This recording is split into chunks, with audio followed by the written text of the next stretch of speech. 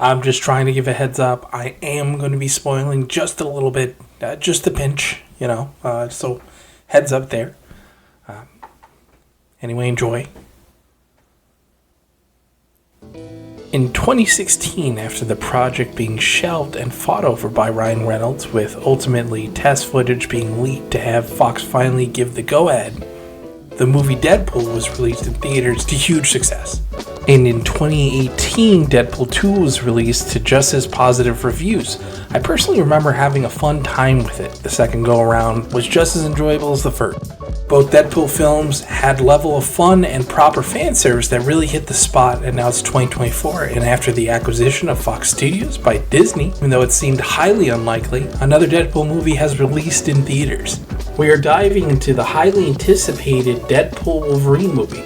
With a promise of action, humor, and a touch of nostalgia, the film brings back Ryan Reynolds' Deadpool after apparently having his third installment shelved indefinitely after the Fox-Disney merger, and now finally coming out with a certain Australian persuasion. We are now in the face of comic-accurate costumes and team-ups we never thought would happen.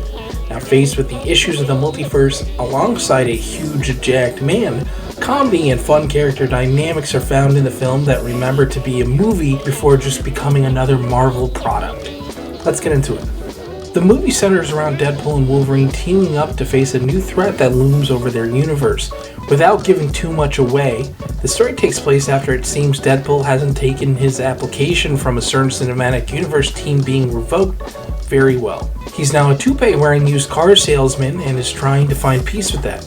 This is quickly disrupted as Deadpool is taken away from his own birthday party by the timeline agents, the TVA from that Loki show. The first part ends with him being told that he finally might get his shot with a certain group of Marvel characters. However, this becomes bittersweet as the reason the head of the section of the TVA is inviting him over to this new universe is because his timeline is actually destined to die.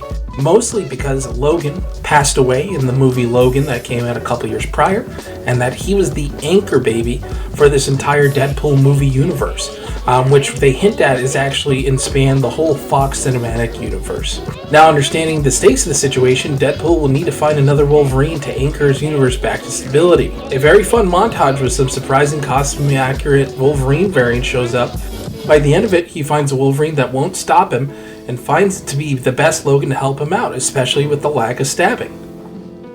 Unfortunately, when Deadpool brings the Wolverine to the MCU timeline agents, he gets told they wouldn't accept this Wolverine because he's the worst. On a time schedule to save his world, Deadpool takes Wolverine on an adventure while meeting some faces we haven't seen in some time.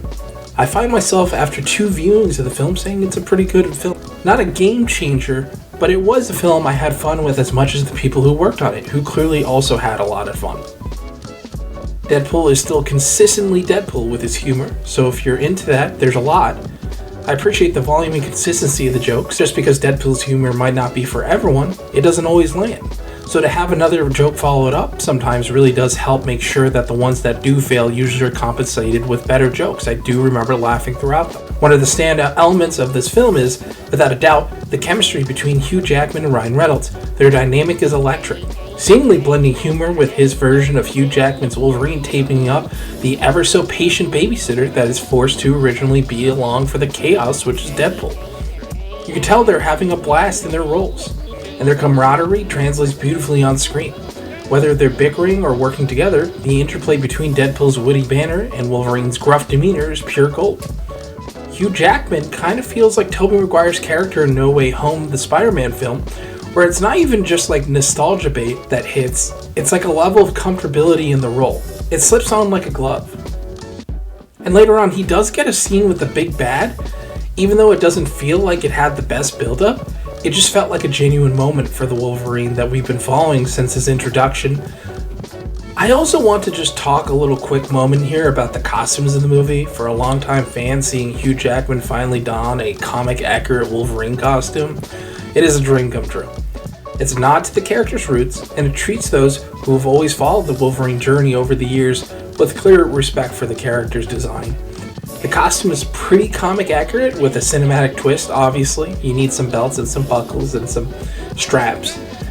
It's visual treat and a significant moment in the movies that fans will appreciate. To be honest, most costumes in the movies are like ridiculously well put together, which they make sure to let you know how ridiculous it is. It took this long to get so comic accurate. I don't want to spoil too much, but a certain Channing Tatum character that has been shelved for, about 10 years, finally shows up in costume, and it is very much, quote, chef's kiss, unquote. Also, I haven't talked much, but as usual with Deadpool films, I usually end up enjoying the choreography. I like the feeling that it always feels like you can tell that the development room, when they're going through all these stunts, eventually got to a point where they kind of just took action figures and kind of were like, dude, how cool would it be if we just did this, right? And it really does feel like there's a nice fluidity to a lot of action.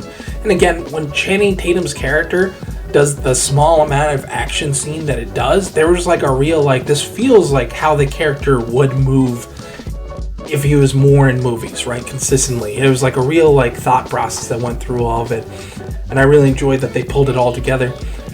Also, spoilers, but there is a scene as the final act begins where the two characters, after a back and forth, are rescued by some other Marvel characters from the Fox movies, with a lot of them feeling warmly natural in their roles again, even if playing it up slightly. The film also subtly hints at the end of the Fox Marvel movies, intertwining the fate of Deadpool's universe with the broader Marvel narrative after the Fox studio merger. So in a way, some of the discussion is basically the characters talking about them having their end to their franchises that never were. A lot of references from certain characters also stating that they never got a chance to have a legacy in the first place. Also, just to have on record again, congrats Channing Tatum. It took 10 years or so, but you finally got to play bruh. But anyway, I guess we'll get on to the big bad, right? The introduction of Cassandra Nova as the antagonist adds a compelling layer to the story. While I won't delve into it too much so they can enjoy it, her character brings a formidable challenge to the heroes. She's pretty broken and doesn't seem to really flinch at most fatal wounds. Everyone in the movie is afraid of her, and if you remember anything from the comics, if you were a reader, you remember she's pretty nefarious. Emma Corrin plays the personality of the character as whimsical, having an English accent, which is always a deadly combination for a person. One point worth mention is the protagonist's motivation reverts back to evil after having a heart-to-heart where she essentially turned a new leaf. It felt a bit tad forced. It happened after I previously talked about that Logan emotional moment. And it felt like that the antagonist to this film was going to let everything kind of be like, I'm neutral now, and they brought her back because there was a little change in the writing that had her questioning something and being mad again, and it felt kind of forced. But overall, the character was enjoyable, and I really liked her, and I really enjoyed her dynamic with Deadpool and Wolverine, so not knowing the caveats I had with the writing. Again, speaking of some issues with Cassandra motive, the main criticism is that writing isn't nearly where it could be. It delivers what fans expect, entertainment, humor, and action. However, it feels like there were concepts that weren't really fleshed out as much as it should have been. This leads me to wishing I saw more certain characters taking up more time, or again, a better transition, especially for like Cassandra flipping on a dime near the end after the huge Logan moment. The movie doesn't feel like it's filler content. There's a decent movie here that balances a decent amount of fan service as well. It just feels like we only get knee-deep in a lot of moments that clearly were meant to be deeper. In conclusion, Deadpool Wolverine is a fun, action-packed ride that delivers on its promises. Hugh Jackman and Ryan Reynolds' chemistry is a highlight, and seeing Wolverine in his comic-accurate costume is a treat for fans. Also, I didn't talk about it before, but Peter shows up in this movie again, and he's fantastic as usual, and shows up as the everyman, and I love it. While Cassandra as a villain provides a worthy challenge, and I did like a lot of her till, like, again, the flip of a dime. Though the narrative has its flaws, the movie is undeniably enjoyable. If you're a fan of Deadpool, Wolverine, or just looking for a good time at the movies, this one is definitely worth watching. Thanks for watching. Don't forget to like, comment, and subscribe for more reviews and content. Let me know in the comments what you thought of Deadpool Wolverine, and if there's anything else you'd like me to review, please let me know. Until next time, please take care.